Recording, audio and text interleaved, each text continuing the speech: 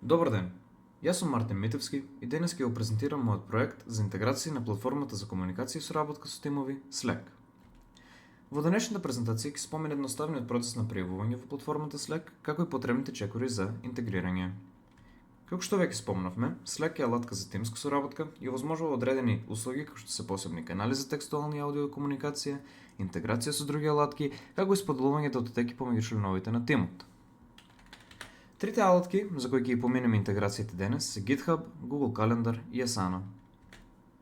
Секако, најпрво за да започне процесот, е важно да се регистрира корисник на страната. Се логираме на slack.com со собствен мејл и потребно да се постави произволно име на група или компанија. Достапна е опција за додавање повеќе членови во групата преку email адреси. И на крајот на овој краток интро сетап би требало да бидете нешто слично на ова, што значи дека Slack е спремно за користење. Преку кликање на копчето Add Apps можеме да ги додадеме интеграциите, с тоа што ќе започнеме со GitHub. Кај GitHub потребно е прво во search барот да го најдеме и да кликнеме Add. Процесот е доста брз и потоа при излавање на нов таб се клика Add to Slack и со Confirm на уште едно поле се додава GitHub во Slack. Потоа едноставно е потребно да се поврзи личниот GitHub акаунт со страната и при успешно поврзување би требало да излезе нешто вака. Оваа интеграција овозможува автоматско известување за сите промени извршени врз одреден специфиран репозиториум од страна на било кој. Следно интеграцијата на Google Calendar. Процесот започнува слично со пребројување и додавање на апликацијата на речиси истиот начин.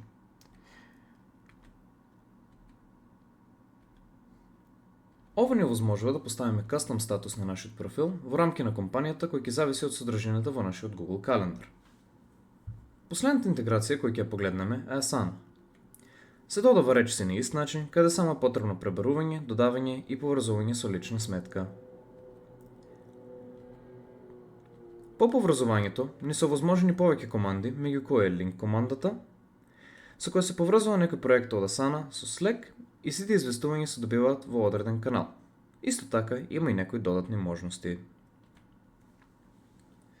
Накратко, Slack е платформа за тимска комуникација која овозможува испраќање пораки во реално време, организирање разговори во канали по теми или проекти, споделување документи, интегрирање со алатки како што е Google Drive, Asana, Zoom и многу други.